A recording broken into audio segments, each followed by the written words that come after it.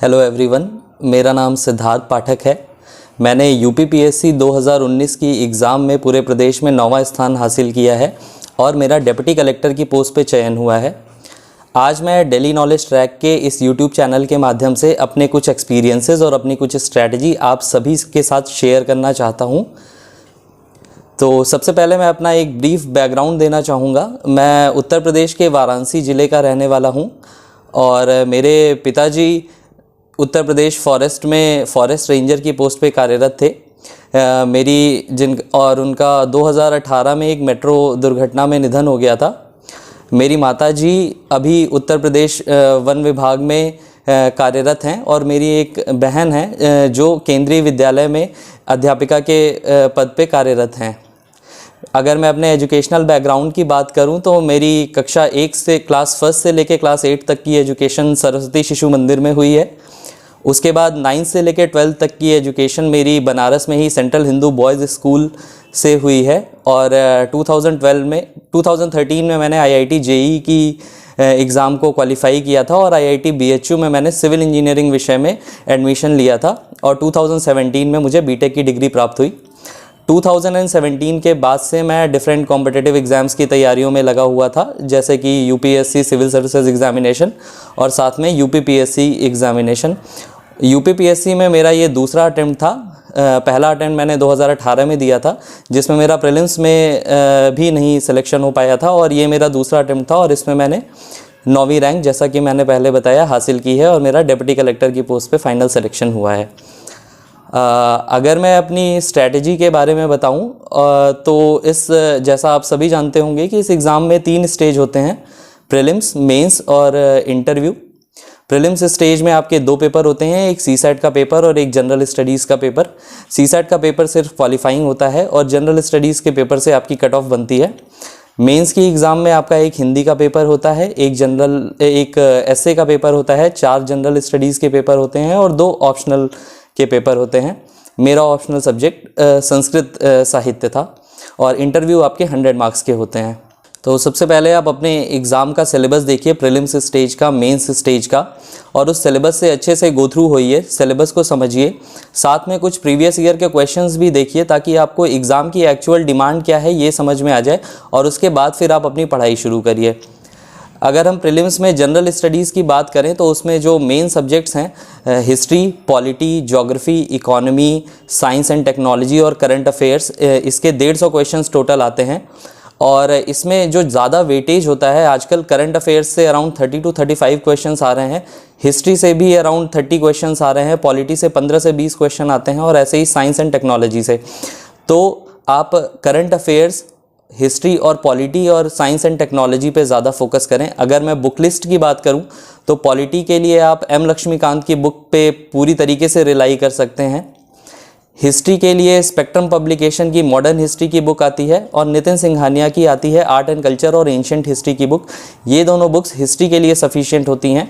इसके साथ में आप घटना चक्र की जो हिस्ट्री की किताब आती है उसको भी पढ़ सकते हैं कॉम्प्रिहेंसिव कवरेज के लिए। साइंस एंड टेक्नोलॉजी के लिए ल्यूसेंट की जो साइंस एंड टेक्नोलॉजी की बुक है वो सफिशिएंट है और करंट अफेयर्स के लिए ही घटना चक्र का आपका एनुअल एक कंपाइलेशन आता है एग्ज़ाम्स के पहले, उसको आप देख सकते हैं और इसके साथ में कोई भी एक यूट्यूब चैनल से आप अपना करंट अफेयर्स को थोड़ा सा और ज़्यादा कॉम्प्रिहेंसिव वे में कवर कर सकते हैं। तो इससे आपके 2 जगह से करंट अफेयर्स कवर अप हो जाएंगे। और साथ में प्रीलिम्स की स्टेज के लिए एक और इम्पॉर्टेंट चीज़ जो है वो ये है कि आप ज़्यादा से ज़्यादा MCQs सॉल्व करिए ताकि जब आप फाइनल एग्ज़ाम में जाएं तो आपके ऊपर प्रेशर ना पड़े और आप उस पूरी प्रोसेस से कई बार गो थ्रू हो चुके हों। और साथ में प्रीवियस ईयर के क्वेश्चंस को भी ज़रूर सॉल्व करिए। तो और एक और बात कि आप अपने रिसोर्सेज मिनिमम रखिए प्रीलिम्स के लिए। कुछ ही बुक्स पढ़िए और उन्हीं बुक्स को बार बार पढ़िए, बार बार उनको रिवाइज़ करिए ताकि चीज़ें आपके दिमाग में पूरी तरीके से बैठ जाएँ। और कुछ बच्चों को एक ये भी डर रहता है कि माइनस मार्किंग है तो हम बहुत कम क्वेश्चंस अटेम्प्ट करेंगे, बट अभी कंपटीशन का लेवल बहुत ही ज़्यादा बढ़ गया है क्योंकि यूपीपीएससी का जो पूरा ओवरऑल एग्ज़ाम स्ट्रक्चर है वो यूपीएससी के बेसिस पे कर दिया है, तो वहाँ के बच्चे भी आ रहे हैं और इस एग्ज़ाम को दे रहे हैं। तो आप माइनस मार्किंग से इतना ज़्यादा घबराइए मत क्योंकि कट ऑफ जो है हमेशा ही 90+ क्वेश्चंस आपको नेट में सही करके आने पड़ेंगे। तो अगर आप अराउंड 120 क्वेश्चंस अटेम्प्ट करेंगे तभी आप का निगेटिव मार्किंग कटने पिटने के बाद आप कट ऑफ को क्लियर कर पाएंगे। अगर आप बहुत कम क्वेश्चंस अटेम्प्ट करेंगे तो आपका कट ऑफ क्लियर होना थोड़ा सा मुश्किल रहेगा। तो ज़्यादा से ज़्यादा प्रैक्टिस करिए, मिनिमम रिसोर्सेज रखिए, उन्हीं रिसोर्सेज को बार बार रिवाइज करिए। प्रीलिम्स को क्रैक करने की यही स्ट्रैटेजी है। अब अगर हम लोग मेंस की बात करें तो मेंस में सबसे पहले अगर हम जीएस की बात करें तो जीएस में 4 पेपर्स हैं, जीएस 1, 2, 3 और 4। जीएस 1 में जो है main art and culture, modern history, post independence history, world history, geography and society. अगर हम इस पूरे पेपर को देखें तो मोर और लेस ये स्टैटिक पोर्शन है, इसमें ज़्यादा करंट अफेयर्स बेस्ड या ज़्यादा डायनेमिक क्वेश्चंस नहीं आते हैं। तो जब आप प्रीलिम्स के लिए पढ़ रहे हैं तो मॉडर्न हिस्ट्री की आपने स्पेक्ट्रम पब्लिकेशन की बुक पढ़ रखी है, आर्ट एंड कल्चर के लिए आपने नितिन सिंघानिया की बुक पढ़ रखी है, ये 2 पोर्शंस आपके वहाँ से कवर अप हो जाएंगे। ज्योग्राफी की अगर बात करें तो 9 to 12 एनसीईआरटी आप प्रीलिम्स के लिए भी पढ़ेंगे और वही रिसोर्स आपका मेंस में भी काम आ जाएगा। सो इंडियन सोसाइटी के जो पोर्शंस हैं, अगर आप इसका सिलेबस देखेंगे तो बहुत ही छोटे छोटे से टॉपिक्स हैं, जैसे अर्बनाइजेशन की प्रॉब्लम्स क्या हैं, पॉपुलेशन एक्सप्लोजन, पॉपुलेशन से रिलेटेड प्रॉब्लम्स क्या हैं, माइग्रेशन की क्या प्रॉब्लम्स हैं। ये बहुत ही टू द पॉइंट टॉपिक्स हैं, इनको आप गूगल करिए और इन पे आप 2 से 3 पेजेस की नोट्स बना लीजिए। जैसे है आपका रीजनलिज्म है, कम्युनलिज्म है, ये सारे टॉपिक्स जो हैं इन पे आप 2 3 पेजेस की नोट्स बनाइए और इनसे आपका आप फाइनल एग्जाम में आंसर्स लिख लेंगे। और वर्ल्ड हिस्ट्री जो है इसका सिलेबस बहुत वास्ट है, बट इससे क्वेश्चंस बहुत कम ही आते हैं, 1 या 2। तो आप जो कुछ मेजर इवेंट्स हैं जो वर्ल्ड हिस्ट्री में, जैसे कि वर्ल्ड वॉर हो गया, इंडस्ट्रियल रेवोल्यूशन हो गया, Nazism, fascism, cold war, renaissance का पीरियड, तो इन मोटे मोटे पोर्शंस को आप कवर कर लीजिए और इन्हीं को बैकग्राउंड बना के अगर थोड़ा बहुत क्वेश्चंस में वेरिएशन भी आता है तो आप टेल इधर उधर से कहीं जोड़ के आंसर्स लिख सकते हैं। GS2 की अगर हम लोग बात करें तो GS2 में आपके 3 पोर्शंस हैं मोस्टली। एक है पॉलिटी, दूसरा है गवर्नेंस और तीसरा है इंटरनेशनल रिलेशंस। तो पॉलिटी के लिए आपकी M लक्ष्मीकांत की बुक आपने प्रीलिम्स में पढ़ी है, बट जब आप प्रीलिम्स की प्रिपरेशन करते हो तो आप मोस्टली फैक्ट बेस्ड प्रिपरेशन करते हैं। आपको मेंस में उन्हीं फैक्ट्स को एक आर्ग्यूमेंट के फॉर्म में कन्वर्ट करके आंसर्स लिखने हैं। फैक्ट सेम रहेगा बट उसको आपको आर्ग्यूमेंट के फॉर्म में लिखना पड़ेगा। साथ में आपको जो डिफरेंट सुप्रीम कोर्ट के जजमेंट्स हैं इनको अपने आंसर्स में ज़्यादा से ज़्यादा कोट करना होगा। सेकंड ARC के कुछ अगर रिकमेंडेशंस हैं तो उनको आप पॉलिटी के आंसर्स में कोट कर सकते हैं। अगर मैं एक एग्जांपल दूं तो हम सभी प्रीलिम्स में पढ़ते हैं कि गवर्नर को अपॉइंट प्रेसिडेंट करता है, गवर्नर को रिमूव प्रेसिडेंट करता है। मेंस में क्वेश्चन आता है कि आजकल गवर्नर का रोल सेंटर की तरफ काफ़ी ज़्यादा बायस नज़र आ रहा है या गवर्नर को एजेंट ऑफ द सेंटर कहा जाने लगा है। आपको प्रीलिम्स के फैक्ट को ही लिखना है बट आपको उसको कुछ दूसरी तरीके से प्रेजेंट करके लिखना है कि गवर्नर सेंटर का एजेंट कैसे दिखाई पड़ रहा है, क्योंकि गवर्नर को अपॉइंट कर रहा है प्रेसिडेंट, गवर्नर को रिमूव कर रहा है प्रेसिडेंट। इस वजह से सेंटर का बहुत ज़्यादा रोल आ रहा है गवर्नर की पोजीशन में। तो अगर आप समझ पा रहे होंगे कि फैक्ट वही हैं जो आपने प्रीलिम्स में पढ़े हैं, आपने उसको थोड़ा लॉजिकल और एनालिटिकल वे में अपने मेंस के आंसर में लिख दिया। इसके बाद अगर हम इंटरनेशनल रिलेशंस की बात करें तो विजन IAS का 1 साल भर का कंपाइलेशन आता है, मेंस 365। आप उसको पढ़ लीजिए, उससे आपका इंटरनेशनल रिलेशन बहुत ही अच्छे से कवर अप हो जाता है। और आपको इंटरनेशनल रिलेशन में मेन थीम्स देखनी है, जैसे इंडिया एंड इट्स नेबरहुड। तो आपने इंडिया एंड इट्स नेबरहुड में अगर आप देखें तो मोर और लेस हर नेबर के साथ हमारी प्रॉब्लम्स सिमिलर सी ही हैं। लगभग सारे नेबर्स के साथ हमारे बॉर्डर डिस्प्यूट्स चल रहे हैं, लगभग सारे नेबर्स के साथ हमारा भारत जो है उसका थोड़ा बिग ब्रदरली एटीट्यूड आ जाता है। तो ये काफ़ी सारे कॉमन पॉइंट्स हैं। आपको सारे इंटरनेशनल रिलेशंस के पोर्शन में कॉमनैलिटीज़ खोजनी पड़ेंगी, थोड़ा कंसेप्चुअल वे में पढ़ेंगे और साथ में सिर्फ एक रिसोर्स रखिए आप, विजन IAS का मेंस 365 आता है, उसको कवर कर लेंगे तो आपका इंटरनेशनल रिलेशंस का पोर्शन हो जाएगा। और इसके साथ ही आपका GS2 में गवर्नेंस का पोर्शन आता है। गवर्नेंस का पोर्शन आपका एथिक्स के पोर्शन से बहुत ही ज़्यादा मैच करेगा। तो जब आप एथिक्स का पोर्शन पढ़ेंगे तो साथ में गवर्नेंस का पोर्शन हो जाएगा। और GS2 में ही एक है स्कीम्स से रिलेटेड, एक है वेलफेयर स्कीम्स, साथ में हेल्थ, एजुकेशन, न्यूट्रिशन, इन चीज़ों से रिलेटेड टॉपिक्स हैं। तो नीति आयोग ने एक रिपोर्ट निकाली थी अपनी, इंडिया एट 75। ये रिपोर्ट बहुत ही ज़्यादा हैंडी है क्योंकि इसमें एजुकेशन, हेल्थ, इन सभी सेक्टर्स को बहुत ही कॉम्प्रिहेंसिव वे में कवर अप किया गया है। इसमें आपको, अगर आप इस बुक को देखेंगे तो आपको बिल्कुल ही क्वेश्चन आंसर फॉर्मेट में ही आपको पूरी नोट्स मिलेंगी। इस इंडिया एट 75 रिपोर्ट जो है नीति आयोग की, इसको आप ज़रूर रेफ़र करिए। GS3 का जो पोर्शन है ये थोड़ा डायनेमिक सा है। इसमें आपका एग्रीकल्चर, इंफ्रास्ट्रक्चर, इंडियन इकोनॉमी, ये internal security, science and technology, environment, disaster management, ये सारे टॉपिक्स आते हैं। तो अगर इसमें हम देखें तो जो एग्रीकल्चर और इंडियन इकोनॉमी और इंफ्रास्ट्रक्चर का पोर्शन है, इसके लिए आप दो सोर्सेज को रिफ़र कर सकते हैं। पहला तो जो इकोनॉमिक सर्वे आता है, तो इसमें आप यूपी का भी इकोनॉमिक सर्वे पढ़िए और जो सेंट्रल लेवल पे इकोनॉमिक सर्वे आता है इसको भी पढ़िए। इनमें ये सारे टॉपिक्स बहुत अच्छे से कवर अप होते हैं। इन चीज़ों में परेशानियां क्या हैं, फ्यूचर में गवर्नमेंट के प्लान्स क्या हैं, ये चीज़ें कवर रहती हैं इकोनॉमिक सर्वे में बहुत अच्छे से। और साथ में अभी जो मैंने बताया था इंडिया एट 75 रिपोर्ट जो है नीति आयोग की, इस रिपोर्ट में भी ये सारे पोर्शंस बहुत ही अच्छे से कवर हैं। रेलवेज़, रोडवेज़, एयरवेज़, वाटरवेज़, साथ में आपका एग्रीकल्चर का पोर्शन, इंडियन इकोनॉमी का पोर्शन, ये सारी चीज़ें नीति आयोग की इंडिया एट 75 रिपोर्ट में नोट्स के फॉर्मेट में आपके पास अवेलेबल हैं। इसको ज़रूर आप एक बार रेफ़र करिए और इससे आपका GS3 में जो एग्रीकल्चर और इंडियन इकोनॉमी एंड इंफ्रास्ट्रक्चर का पोर्शन है बहुत अच्छे से कवर अप हो जाएगा।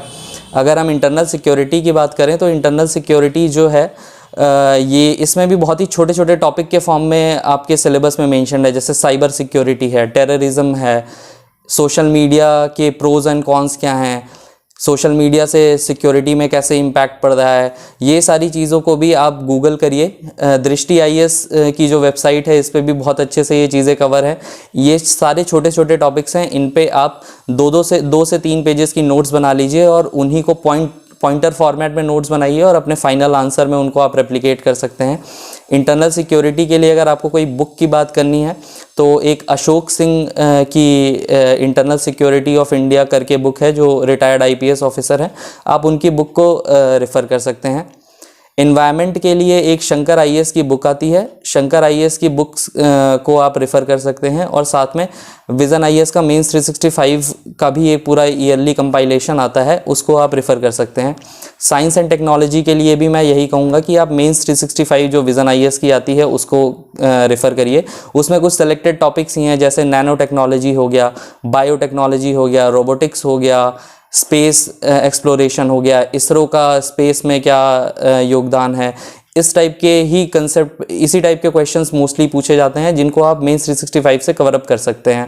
डिज़ास्टर मैनेजमेंट के लिए आप एक एक डिज़ास्टर को पकड़िए और ये देख लीजिए कि इंडिया में ये डिज़ास्टर मेनली किन एरियाज़ में आती हैं और इनके लिए हमें जो आप इसका नोट्स बनाइए उसको इस फॉर्मेट में बनाइए कि आप इसकी प्रिकॉशनरी मेजर्स क्या ले सकते हैं, जब डिज़ास्टर आ गई तो आप इसके लिए क्या काम करेंगे, रिलीफ मेजर्स क्या लेंगे, और जब डिज़ास्टर चली गई तो आप अपने रेजिलियंस को बढ़ाने के लिए किस तरीके से क्या स्टेप्स ले सकते हैं। इन 3 सब हेडिंग्स में अपने डिज़ास्टर मैनेजमेंट की नोट्स को आप डिवाइड कर सकते हैं। और लास्टली आपका एथिक्स का पेपर होता है और ये बहुत ही स्कोरिंग पेपर होता है, 200 मार्क्स का है। इसमें आपको सिर्फ एक ही सब्जेक्ट पढ़ना है, एथिक्स। तो एथिक्स के लिए आप कोई भी एक बुक ले लीजिए, जैसे लेक्सिकॉन की एक बुक आती है या जी सुब्बा राव की एक बुक आती है। इससे आपके बेसिक कंसेप्ट जो हैं ये क्लियर हो जाएंगे, जैसे ट्रांसपेरेंसी क्या होता है, अकाउंटेबिलिटी क्या होता है, इंटीग्रिटी क्या होता है, एथिक्स का मतलब क्या होता है, मॉरल्स का मतलब क्या होता है, वैल्यूज़ का मतलब क्या होता है। और साथ में आप विज़न IAS के वैल्यू एडेड मटेरियल्स भी हैं, उनको भी आप यूज़ कर सकते हैं इसमें। और जो UPSC ने प्रीवियस ईयर्स में क्वेश्चंस पूछे हैं, जो थ्योरेटिकल क्वेश्चंस और साथ में केस स्टडीज़, इनको भी आप सॉल्व कर सकते हैं। इनसे आपका एक थोड़ा पर्सपेक्टिव डेवलप होगा। पिछले सालों में देखा भी गया है कि UPSC ने UPSC से डायरेक्ट क्वेश्चंस उठा के पूछ दिए हैं एथिक्स के पेपर में। तो आप इन 3 चीज़ों को कर सकते हैं। और एथिक्स की भी आप 20 से 30 पेजेस की एक नोट्स बना लीजिए, ताकि उसको आप फाइनल एग्ज़ाम के पहले बहुत अच्छे से रिवाइज कर लें। और जो सारे उसमें टर्म्स हैं, जैसे ट्रांसपेरेंसी, अकाउंटेबिलिटी, ऑनेस्टी, इंटेग्रिटी, इन सभी की 2-2, 3-3 लाइन की सिंपल सी एक डेफिनेशन तैयार करिए अपने वर्ड्स में। और आप अपने लाइफ से या रियल लाइफ से कोई भी एक एग्जांपल हर वैल्यू का एक रख लीजिए। जैसे ट्रांसपेरेंसी का कोई एक एग्जांपल रख लीजिए, RTI से रिलेटेड कोई एग्जांपल रख लीजिए। इस तरीके से आप एक एग्जांपल और एक छोटी छोटी डेफिनेशंस तैयार कर लीजिए नोट्स के फॉर्म में। तो ये तो आपके GS के पेपर्स हो गए। एस्से का एक पेपर होता है, तो एस्से में कुछ थीम्स हमेशा ही डिसाइडेड रहती हैं, जैसे कि वुमेन हो गया या हमारा एजुकेशन हो गया या इंडियन इकॉनमी के कोई एक सेक्टर हो गया, या कोई एक गवर्नमेंट स्कीम जो बहुत ही ज़्यादा पॉपुलर रही हो यूपी गवर्नमेंट की या सेंट्रल गवर्नमेंट की। इसके अलावा हमारा इन्वायरमेंट एक बहुत ही इम्पॉर्टेंट इशू हो जाता है। आजकल एग्रीकल्चर बहुत ही हॉट टॉपिक चल रहा है।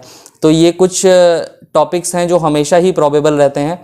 तो इन सारे टॉपिक्स पे आप अपना जब आप जीएस का पढ़ाई कर रहे होंगे तो साथ में आपका एसए का भी प्रिपरेशन होता रहता है, क्योंकि आपको फॉर्डर पॉइंट्स जीएस की प्रिपरेशन से ही मिलते हैं अपने एसए के लिए। एसए में आपको ध्यान ये रखना है, बस जब भी आप एसए लिखें अपने एसए को मल्टी डायमेंशनल बनाइए, किसी एक ही स्ट्रीम के बारे में मत लिखते रहिए। आप अपने एसे को मल्टी डायमेंशनल कैसे बनाएंगे? आप जब भी अपना एसे लिखने के पहले आप थोड़ी सी ब्रेनस्टॉर्मिंग करिए कि आप अपने एसे में क्या क्या चीज़ें लिखना चाहते हैं, और इनको अच्छे तरीके से सोचने का तरीका ये होता है कि आप अपने एसे को 4-5 डायमेंशन में डिवाइड करिए। जैसे कि जो एसे का टॉपिक दिया है उससे रिलेटेड कोई हिस्टोरिकल इवेंट है क्या हमारे हिस्ट्री में, उस टॉपिक से का कोई हिस्टोरिकल पर्सपेक्टिव हम ले सकते हैं, या उसका सोशल एंगल देखिए, उसका पॉलिटिकल एंगल देखिए, उसका इकोनॉमिक एंगल देखिए, इंटरनेशनल लेवल पे उस टॉपिक से रिलेटेड कुछ काम चल रहा है या इंडिया ने किसी दूसरी कंट्री के साथ कुछ कोलैबोरेशन किया है क्या उस फील्ड में, या और साथ में उसका एक एथिकल एंगल भी आप ज़रूर देखिए, क्योंकि आपके GS4 में एथिक्स सिलेबस में है, तो उसका एक एथिकल एंगल भी देखिए। इस तरीके से आपका एसे मल्टी डायमेंशनल हो जाएगा। और जब भी आप एसे लिखिए तो एक फ़्लो मेंटेन रखिए अपने एसे में। आपका एसे कहीं भी डिसकनेक्ट सा नहीं होना चाहिए। जैसे आप न्यूज़पेपर में एडिटोरियल पढ़ते होंगे तो बहुत ही फ़्लो में वो एडिटोरियल लिखा होता है, तो आपका एसे में भी एक अच्छा सा फ़्लो होना चाहिए, और डिफरेंट पैराग्राफ्स के बीच में थोड़े कनेक्टिंग पॉइंट्स होने चाहिए, जिससे आपको लगे कि ये पैराग्राफ नीचे वाले पैराग्राफ से बिल्कुल कनेक्ट है। तो एक अच्छा फ्लो, सिंपल लैंग्वेज आपको लिखनी है, बहुत ही आर्टिफिशियल लैंग्वेज डिमांड नहीं करता है ये एग्ज़ाम। तो ऐसे में सिंपल लैंग्वेज लिखिए, ऐसे को मल्टी डायमेंशनल बनाइए और फ्लो अच्छा रखिए, तो आपके डेफिनेटली ऐसे में अच्छे मार्क्स आएंगे। ऐसे की अलग से प्रिपरेशन करने की ज़रूरत नहीं है। आप कुछ एग्जाम्पल्स कोट कर सकते हैं, कुछ डेटा पॉइंट्स कोट कर सकते हैं। एक हिंदी का पेपर होता है, तो क्योंकि मेरा संस्कृत ऑप्शनल था तो इस वजह से हिंदी लिखने में मुझे बहुत ज़्यादा परेशानी नहीं हो रही थी, बट कई लोग हैं जिनका इंग्लिश बैकग्राउंड होता है, तो आप जब हिंदी लिखते हैं तो आपकी मात्रा की गलती हो जाती है। जैसे छोटा ई की जगह आपने बड़ी ई की मात्रा लगा दी, छोटा ओ की जगह बड़ा ओ की मात्रा लगा दी, तो जब आप ये मात्रा वाली मिस्टेक्स करते हैं तो आपके मार्क्स कटते हैं। तो अगर आपसे ये सारी मिस्टेक्स हो रही हैं तो आप दिन में 5-10 मिनट हिंदी लिखने की प्रैक्टिस कर लीजिए, ताकि आपकी ये जो वर्तनी है ये शुद्ध हो जाए। और साथ में जो आपके लेटर के फॉर्मेट्स होते हैं, तो आप मार्केट से कोई भी एक पतली सी कोई भी एक बुक खरीदिए जिसमें ये लेटर के सारे फॉर्मेट्स हो। उन सारे फॉर्मेट्स को आप मेमोराइज़ कर लीजिए और जाने के पहले एक बार प्रैक्टिस कर लीजिए, और हर टाइप के फॉर्मेट पे 2-3 लाइन की डेफिनेशन तैयार कर लीजिए। जैसे परिपत्र क्या होता है, अधिसूचना क्या होती है, सरकारी पत्र क्या होता है, इन पे 3-4 लाइन की एक डेफिनेशन और इनका फॉर्मेट तैयार कर लीजिए, और एक एग्जाम्पल टाइप का आप तैयार करिए, ताकि ये आप फाइनल एग्ज़ाम में लिख पाएँ। और इसकी प्रैक्टिस ज़रूर कर लीजिएगा, क्योंकि फॉर्मेट में बहुत मिस्टेक्स हो जाती हैं जिससे आपके फिर मार्क्स कटते हैं। और इसके अलावा इसमें विलोम शब्द आते हैं, मुहावरा आता है, तो आप ग्रामर व्याकरण की कोई भी एक किताब लीजिए और करीब 100-150 मुहावरे और विलोम शब्द, समानार्थी शब्द, इन चीज़ों को आप एक बार अपने से डेली बस रीडिंग मार लीजिए। रटने की ज़रूरत नहीं है। अगर आप 8-10 दिन उन्हीं चीज़ों को बार बार देखते रहेंगे तो फाइनल एग्ज़ाम में आपके दिमाग में वो चीज़ बैठी रहेगी और आप उनके आंसर्स लिख देंगे। तो हिंदी के लिए आप ये करिए, अगर आपका नॉन हिंदी बैकग्राउंड है तो थोड़ी सी लिखने की प्रैक्टिस ज़रूर कर लीजिए, ताकि मात्राओं की अशुद्धियाँ आपके आंसर्स में कम से कम हो। इंटरव्यू स्टेज की अगर मैं बात करूँ तो 100 नंबर का इंटरव्यू होता है, और इंटरव्यू में वो आपकी पर्सनालिटी चेक करते हैं, नॉलेज वो आपकी प्रीलिम्स और मेंस के स्टेज में चेक कर चुके होते हैं। तो अब इंटरव्यू में आप बहुत ज़्यादा अपने तरफ से एफर्ट्स नहीं मार सकते हैं, क्योंकि जब भी आप इंटरव्यू हॉल में जाते हैं तो आपकी जो बचपन से जो आपकी पर्सनालिटी डेवलप हुई है वही इंटरव्यू हॉल में आपकी बाहर निकल के आती है। आप आर्टिफिशियलिटी नहीं कर सकते हैं इंटरव्यू हॉल में, आप फेक रिप्रेजेंटेशन नहीं कर पाएंगे खुद का, क्योंकि अगर आप ऐसा कुछ करेंगे तो आप ज़रूर पकड़े जाएंगे, क्योंकि जो भी लोग इंटरव्यू लेते हैं बहुत ही एक्सपीरियंस्ड होते हैं।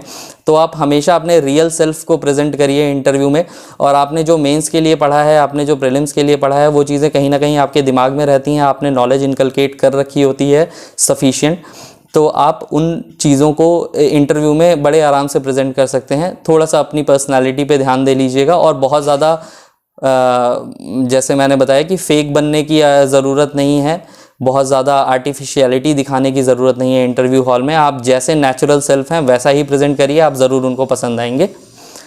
बाकी एक और चीज़ जो मैं कहना चाहूँगा वो ये है कि ये जो तीनों स्टेज हैं, प्रीलिम्स, इंटरव्यू और मेंस, इन तीनों की अलग से कभी प्रिपरेशन, मतलब बहुत ही आइसोलेटेड वे में प्रिपरेशन नहीं होती है।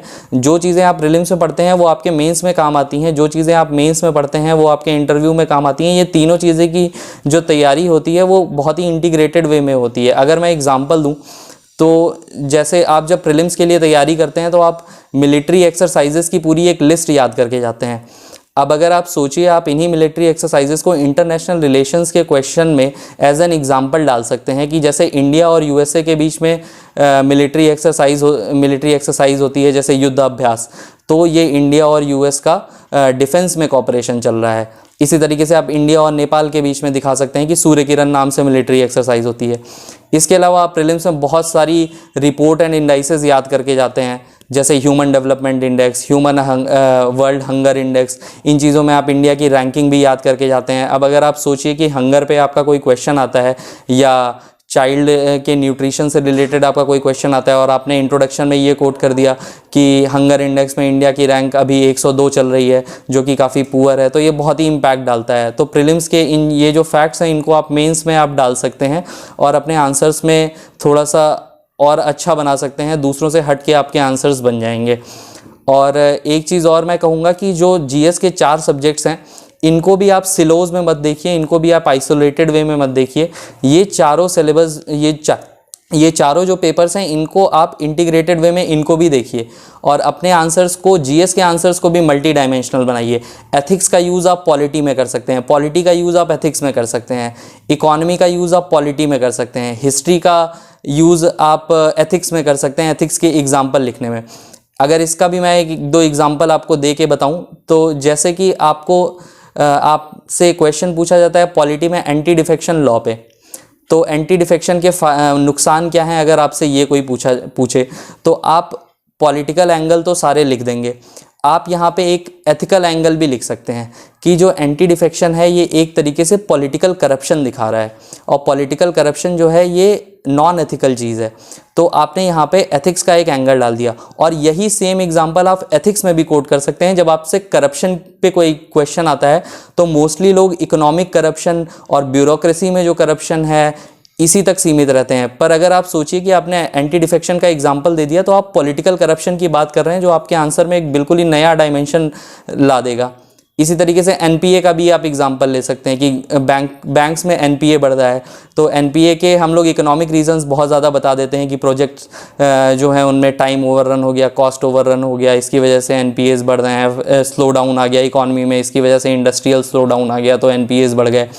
बट अगर आप देखें तो यहीं पर एक गुड गवर्नेंस का जो पोर्शन है, गवर्नेंस में भी और साथ में एथिक्स में भी, कि जो आपका बैंक्स में जो गवर्नेंस हो रही है वहाँ पे भी कुछ करप्शन हो रहा है या वहाँ पे जो वर्क कल्चर है बैंक का वो बहुत अच्छे तरीके से नहीं है, प्रॉपरली लोन्स को स्क्रूटनाइज नहीं किया जा रहा है, तो यहाँ पे भी आपने एक एथिकल एंगल डाल दिया। ज्योग्राफी के आंसर्स लिख रहे हैं तो वहाँ पे इन्वायरमेंट के एंगल डाल सकते हैं, सोसाइटी के आंसर्स लिख रहे हैं तो वहाँ पे भी आप एथिक्स के एंगल डाल सकते हैं, इकोनॉमिक एंगल डाल सकते हैं, वुमेन पे कुछ लिख रहे हैं तो वुमेन का लेबर फोर्स पार्टिसिपेशन कम हो रहा है तो यहाँ पे आपने इससे इंडियन इकोनॉमी की जो जीडीपी है वो भी थोड़ी सी कम हो रही है। तो ये मल्टी डायमेंशनल आपके आंसर्स बनेंगे तो आपको हमेशा ही दूसरों से थोड़े हट के आपके आंसर्स बनेंगे और आपको वो वैल्यू एडिशन करेंगे आपके आंसर्स में और आपको अच्छे मार्क्स मिलेंगे। तो ये मोस्टली हमारी प्रीलिम्स और मेंस की स्ट्रैटेजी है। एक बार मैं फिर से बुक लिस्ट बता देता हूँ आपका। हिस्ट्री के लिए spectrum publication, art and culture के लिए नितिन सिंघानिया की बुक, ज्योग्राफी के लिए 9 to 12 एनसीईआरटी, हिस्ट्री पॉलिटी के लिए एम लक्ष्मीकांत की बुक, करंट अफेयर्स के लिए आप घटना चक्र का कंपाइलेशन पढ़ सकते हैं प्रीलिम्स के लिए, और मेंस के लिए आप विज़न आईएएस की जो मंथली मैगजीन्स आती हैं वो, और मेंस 365 कुछ सब्जेक्ट के लिए जैसे इंटरनेशनल रिलेशंस हो गया और साइंस एंड टेक्नोलॉजी हो गया, इन्वायरमेंट हो गया, इन सब्जेक्ट्स के लिए पढ़ सकते हैं। और ज़्यादा से ज़्यादा क्वेश्चन सॉल्व करिए, ज़्यादा से ज़्यादा आंसर राइटिंग करिए। आंसर राइटिंग में भी आप जैसा मैंने बताया अपने आंसर्स को मल्टी डायमेंशनल बनाइए, इंटरकनेक्टेडनेस लाइए अपने आंसर्स में, ज़्यादा से ज़्यादा इंट्रोडक्शन, कंक्लूजन, बॉडी को पॉइंट फॉर्मेट में लिखने की कोशिश करिए, डायग्राम्स डालिए, फ्लो चार्ट डालिए, उसमें थोड़े बहुत मैप्स बनाइए और डेली बहुत ज़्यादा नहीं तो 1 या 2 आंसर्स लिखिए। आंसर लिखेंगे तो आपका ये सारी जो चीज़ें मैं बता रहा हूँ कि इंटरकनेक्टेडनेस होनी चाहिए, ये जैसे जैसे आप आंसर्स लिखेंगे तभी ये आएगी। एक दिन में आप फाइनल एग्ज़ाम में जाके ये चीज़ें नहीं लिख पाएंगे। और नोट्स बनाइए अपनी, मेंस के लिए नोट्स बहुत ही ज़्यादा हैंडी हो जाती है। प्रीलिम्स के लिए हर सब्जेक्ट में नोट्स बनाने की ज़रूरत नहीं है, बट मेंस के लिए नोट्स बहुत ज़्यादा हैंडी हो जाती है, क्योंकि आपको फाइनली रिवाइज करना होता है अपना पूरा सिलेबस। हर दिन आप एग्ज़ाम दे के आते हैं, नेक्स्ट डे आपका फिर से एग्ज़ाम होता है, बीच में जो 5-6 घंटे मिलते हैं उसमें आपको रिवाइज़ करना होता है, तो उसमें नोट्स बहुत ही ज़्यादा हैंडी हो जाती है। तो और आगे के एस्पिरेंट्स को मैं यही कहना चाहूँगा कि अगर आप असफल भी हो रहे हैं किसी एग्ज़ाम में तो आपको निराश होने की ज़रूरत नहीं है, हतोत्साहित होने की ज़रूरत नहीं है। बस ईमानदारी से लगे रहिए और मेहनत जो है आपकी ज़रूर किसी ना किसी दिन आपको सफलता दिलाएगी। और बस पूरे डेडिकेशन के साथ लगे रहिए, पूरे परसीवरेंस के साथ लगे रहिए। कभी कभी अगर आप डीमोटिवेटेड फील कर रहे हैं तो इतना बुरा फील करने की ज़रूरत नहीं है। दोस्तों के साथ कुछ थोड़ा समय बिताइए, परिवार वालों के साथ थोड़ा समय बिताइए और फिर से री एनर्जाइज़ करिए खुद को और फिर से लग जाइए तैयारी में। एक मैंने लाइन पढ़ी थी जो इस एग्ज़ाम के लिए बहुत ही ज़्यादा रिलेवेंट है। हमारे किसी सर ने बोली थी कि for this exam you need to be better than the best of the rest. यानी कि आप जो बेस्ट लोग हैं उनसे भी आपको बेटर होना पड़ेगा, क्योंकि ये बहुत ही टफ कंपटीशन है और यहाँ पे आपको अपना पूरी डेडिकेशन के साथ लगे रहना पड़ेगा। तो मेरा भी 2018 में यूपीएससी सिविल सर्विसेज के प्रीलिम्स में भी नहीं हुआ था, यूपीपीएससी के प्रीलिम्स में भी नहीं हुआ था, बट उसके बाद फिर 2018 में बहुत ही बड़ा ट्रैजिक इवेंट भी हो गया था मेरी लाइफ में। मेरे पिताजी का निधन हो गया था, तो फैमिली में भी थोड़ा सा डिस्टेबलाइजेशन सा आ गया था। बट इन चीज़ों को डील करते हुए फिर मैंने भी अपनी प्रिपरेशन जारी रखी और फाइनली 2019 में मेरी 9th रैंक आई है। तो जो ये दिखा रहा है कि अगर आप मेहनत करते रहेंगे तो ज़रूर किसी ना किसी दिन आप सफल होंगे। तो मेरी आप सभी के लिए शुभकामनाएं हैं। All the best. बस पूरे डेडिकेशन के साथ लगे रहिए। धन्यवाद।